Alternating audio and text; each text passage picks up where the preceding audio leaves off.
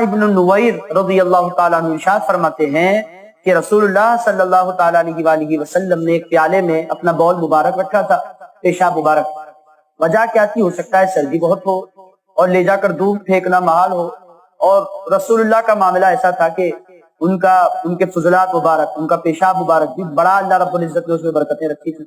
عزیز دوستو، کوئی چیز ان کے ان نور کا پیکر تھے، وہ ان کے جسم سے صرف خوشبو نکلا کرتی تھی۔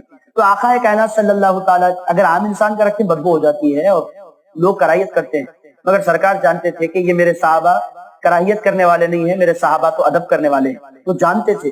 اسی واسطے رسول پاک علیہ السلام نے برتن میں رکھ دیا اور آرام فرما لیا۔ حضور نے یا نماز کے لیے تشریف لے گئے، جب صبح پھینکنے کے لیے حضور تشریف لائے، چاہا کہ اسے پھینک دیں تو دیکھا کہ برتن میں کچھ ہے ہی نہیں۔ تو سرکار نے اپنی خادمہ جو تھی گھر میں، جو خدمت پر رہتی تھی، ان سے پوچھا اس میں نے یہ رکھا تھا، کہاں چلا گیا؟ اب حدیث کے الفاظ سنے، انہوں نے کہا شربت بولو، انہوں نے کہا یا رسول اللہ وہ مجھے پیاس لگی تھی، نظر آیا، میں نے گلاس میں ڈال کر پی لیا ہے۔ میرے دوستو، یہ روایتیں میں عام لوگوں میں بیان بھی نہیں کر سکتا، کیونکہ آپ لوگ درس حدیث کے لوگ ہیں۔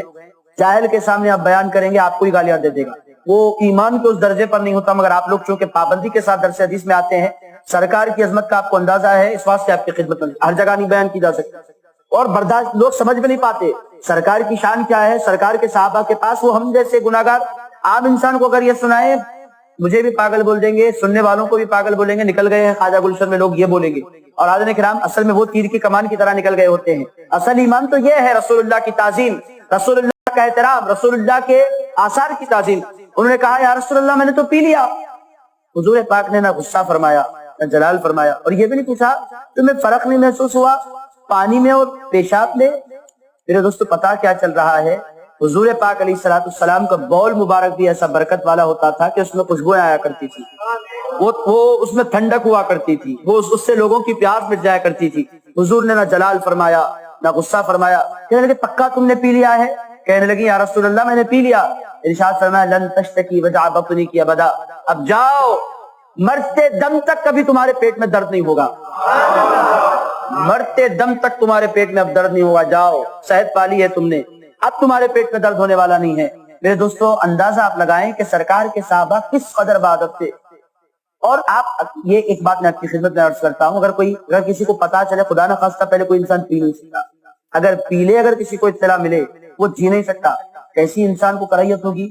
مگر ان لوگوں کا عقیدہ ایسا مضبوط تھا، وہ لوگ کہتے تھے میں نے کوئی غلط چیز نہیں پی ہے، میں نے تو برکتوں کا سبب پی لیا ہے۔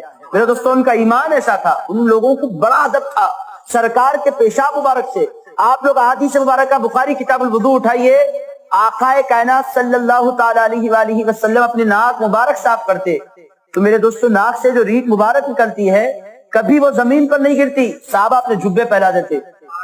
حضور چھنکنا چاہتے تو صحابہ کے جبے پھیل جاتے، صحابہ کے ہاتھ سمٹ جاتے، اور میرے دوستو اور چہروں پر ملتے، اور اگر کسی کو نہ ملتا تو اس کے ہاتھ پر ہاتھ مس کر کے اپنے چہرے پر مل لیا کرتا، اپنے سینے پر وہ لوگ لگا لیا کرتے۔ وہ لوگ جانتے تھے کہ یہ رسول ہیں، ان کی ہر چیز کو اللہ نے پاک بنایا ہے، یہ ایسے پاک، ایسے نور والے، ایسے منور، ایسی برکتوں کا سبب بن کر دنیا میں تشریف لائے ہیں، ان کی جو چیز مل جائے وہ انسان کو کامیابیاں عطا کر دیا کرتی ہے۔ اور میرے دوستو، سرکار کے سامنے یہ سب کچھ ہوتا تھا، سرکار یہ نہیں بولتے تھے مدلو میں تمہیں عبادت کروانے کے لیے آیا ہوں، اللہ کے آگے جھکانے کے لیے آیا ہوں، میری تعظیم کیوں کر رہے ہو، میں کچھ نہیں ہوں، میری تعظیم مت کرو۔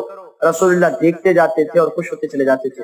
سرکار کے صحابہ دھوم مچاتے ایک ہی موقع پر، باقی سارے موقعوں پر ان پر سناٹا ہوتا تھا، ہلتے نہیں تھے اپنی جگہ سے، بالکل پن ڈراپ سائلنس ہوتے تھے۔ مگر جب سرکار وضو کرنے بیٹھتے، سرکار ناک صاف کرتے، سرکار کلی کرتے، عالم یہ ہوتا، ایسا محسوس ہوتا کہ اب جنگ ہونے والی ہے، ٹوٹ پڑتے، ہاتھ بھج جاتے پورے زمین پر، پورے ہاتھ بھج جاتے، ایک قطرہ رسول پاک علیہ السلام کے پانی کا زمین پر گرنا نہیں دیتے۔ میرے دوستو، ایسا صحابہ نے ادب کیا تھا۔ ایمان، یہ لوگ کہتے ہیں صحابہ والا دین، صحابہ والا دین یہ ہے، جو بے ادبیاں تم کر رہے ہو وہ صحابہ والا دین نہیں ہے۔ صحابہ والا دین حضور کے منہ مبارک نظر آ جائے، آپ اندازہ نہیں کر سکتے کہ ان کے ادب کا عالم کیا ہوگا۔ ناک سے نکلنے والی چیزوں کا یہ ادب ہے، تو پھر جسم سے لگے ہوئے بالوں اگر مل جائیں تو ان کے ادب اور ان کے احترام میں ان کی عقیدتوں کا عالم کیا ہوگا۔ آپ